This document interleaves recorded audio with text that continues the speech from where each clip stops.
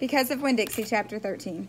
Me and Winn Dixie got into a daily routine where we would leave the trailer early in the morning and get down to Gertrude's Pets in time to hear Otis playing his guitar music for the animals.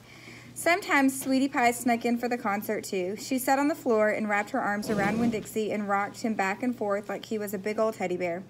And then when the music was over, she would walk around trying to pick out which pet she wanted, but she always gave up and went home because the only thing she really wanted was a dog like Winn Dixie. After she was gone, I would sweep and clean up and even arrange some of Otis's shelves because he did not have an eye for arranging things, and I did. And when I was done, Otis would write down my time in a notebook that he had marked on the outside. 1 red leather collar, 1 red leather leash. And the whole time he did not in any way ever act like a criminal.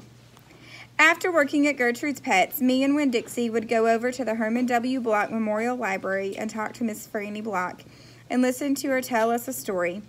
But my favorite place to be that summer was in Gloria Dump's yard, and I figured it was Winn Dixie's favorite place to be too, because when we got up to the last block before her house, Winn Dixie would break away from my bike and start to run for all he was worth, heading for Gloria Dump's backyard and his spoon full of peanut butter. Sometimes Dunlap and Stevie Dewberry would follow me. They would holler, "There goes the preacher's daughter visiting the witch." "She's not a witch," I told them. It made me mad the way they wouldn't listen to me and kept on believing whatever they wanted to believe about Gloria Dump. One time Stevie said to me, "My mama says you shouldn't be spending all your time cooped up in that pet shop and at that library sitting around talking with old ladies. She says you should get out in the fresh air and play with kids your own age. That's what my mama says." "Oh, lay off her," Dunlap said to Stevie. Then he turned to me. "He don't mean it," he said. But I was already mad. I shouted at Stevie. I said, "I don't care what your mama says. She's not my mama and she can't tell me what to do."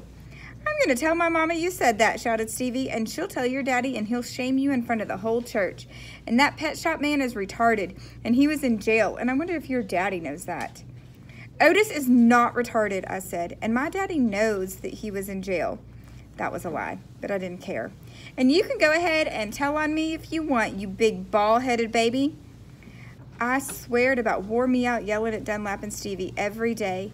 By the time I got to Gloria Dump's yard, I felt like a soldier who had been fighting a hard battle.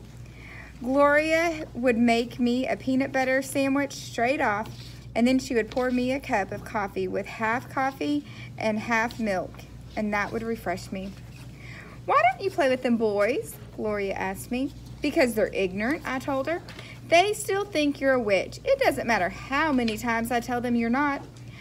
"I think they're just trying to make friends with you in a roundabout way," Gloria said. "I don't want to be their friend," I said. "It might be fun having them 2 boys for friends." "I'd rather talk with you," I said. "They're stupid and mean, and they're boys." Gloria would shake her head and sigh, and then she would ask me what was going on in the world and did I have any stories to tell her. And I always did.